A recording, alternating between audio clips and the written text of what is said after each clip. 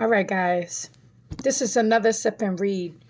And the Father has been showing me that it's time for his children to heal in relationships, in marriages. Whether you are single or not, you need to learn how to be a wife and a husband for the future in preparation. He wants me to start doing the Love Dare challenge. He was like that many of his children are on the verge of done. Like it's so dead, it's impossible to revive it. In order to have revival, something must be dead. So, day one, love is patient. Be completely humble and gentle. Be patient, bearing with one another in love. Ephesians 4:2. Love works. It is life's purest and most powerful motivator in far greater depth and meaning than most people realize. It gives courage to a coward, wisdom to a fool. It always does what is best for others and can empower us to face the greatest of problems. Love can motivate a man to put away childish things, provide for his family, and take passionate stands for what he believes in, like crossing an ocean to fight for his country. Love can drive a woman to connect emotionally in relationships, comfort the hurting around her, protect her children, and extend her hand in kindness to those in need. We are born with a lifelong thirst for love. Our hearts desperately need it like our lungs need oxygen. Love changes our motivation for living. Relationships become meaningful with it. No marriage is successful without it. Love is built on two pillars that best define what it is. Those pillars are patience and kindness. All other characteristics of love are extensions of these two attributes. And that's where your dare will begin, with patience. Love inspires you to become a patient person. When you choose to be patient, you respond in a positive way to a negative situation. You are slow to anger. You choose to have a long fuse instead of a quick temper. Rather than being restless and demanding, love helps you settle down and begin extending mercy to those around you. No one likes to be around impatient people. Impatient overreacts in anger, foolish, regrettable ways. But the irony of anger toward a wrong is that it spawns new wrongs of its own. Anger almost never makes things better. In fact, it usually generates additional problems. It will trample on long-term relationships while reacting to short-term mishaps. But patience stops problems in their tracks. More than biting your lip, more than clasping a hand over your mouth, patience takes a needed deep breath. It clears the air. It stops foolishness from whipping its scorpion tail all over the room. Whipping. Patient is a choice to control your emotions rather than allowing your emotions to control you. And it shows discretion. Instead of returning evil for evil, it brings an internal calm to external storm. If your spouse offends you, do you quickly retaliate or do you stay under control?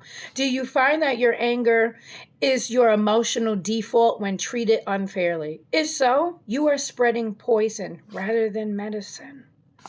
If you were to take off its mask, you'll see that anger is often an emotional reaction flowing out of your own ignorance, foolishness, or selfishness. Patience, however, makes us wise. It says, "Help me understand," instead of "How dare you." It doesn't rush to judgment, but puts our feelings on pause so that we can fully listen to what the other person is saying. It stands in the doorway where anger is clawing to burst in, but waits to see the whole picture before determining its best response. The Bible says, "He who is slow to anger has greater understanding, but he who is quick-tempered exalts folly." Proverbs 14:29. As sure as a lack of patience will turn your home into a war zone, the practice of patience will foster peace and quiet.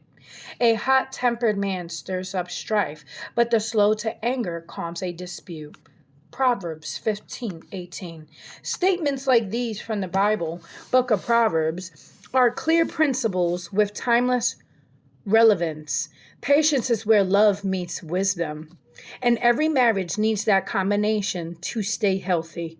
Love helps give your spouse permission to be a human. It understands that everyone fails daily. So when they make a mistake, it patiently chooses to give them more time than they deserve to correct it. Patience gives you the amazing ability to hold on during the tough times in your relationship rather than bailing out under the pressure. So treat yourself. How long is your fuse? How quickly do you adopt a bad attitude? How are you willing to wait with a smile? Can your spouse count on having a patient wife or husband to deal with? Can she know that locking her keys in the car will be met by your calm understanding rather than a demeaning lecture that makes her feel childish? Can he know that being found watching a football game won't automatically invite a loudmouth laundry list of better ways he should be spending his time with? What would the tone and volume of your home be like if you tried this biblical approach? See that no one repays another with evil for evil, but always seek after that which is good for one another. 1 Thessalonians 5:15. Few of us do patience very well, and none of us does it naturally, but wise men and women will pursue it as an essential ingredient to their marriage relationships. That's a good starting point to demonstrate true love.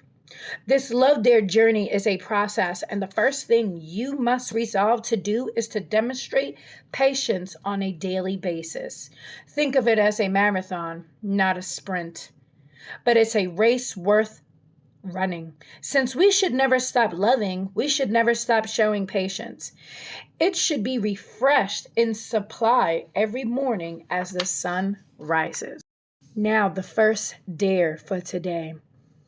The first part of this dare is fairly simply, although love is communicated in a number of ways, our words often reflect the condition of our hearts. For the next day, resolve to demonstrate patience and to say nothing negative to your spouse at all. If the temptation arises, choose not to say anything. It's better to hold your tongue than to say something you'll regret. Now, the question, right? If you don't have the book, get any paper.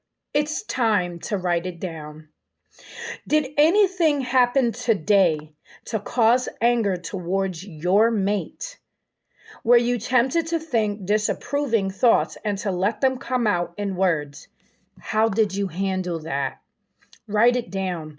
What me and my spouse write down, that is between us. We will not be sharing private things. And I advise you, come hop on this train to the Love Dare Challenge, because the Father says his children are in need now. James 1:19. Everyone must be quick to hear, slow to speak, and slow to anger. Is your marriage crumbling to the point that there is no return? If so, it's time to hop on this train. Time to be humble. I don't care who I am to others or who I am to you. It's time to heal, my beloved children, the Lord wants me to tell you. It's time to heal emotionally, spiritually, physically, mentally. Will you jump on the train? The choice is up to you. Have you not realized the foundations that you have built up all of these years have not been the foundations of the Father? Embarrassment leads to humility. Humility leads to the cross. So, let's start today, day one.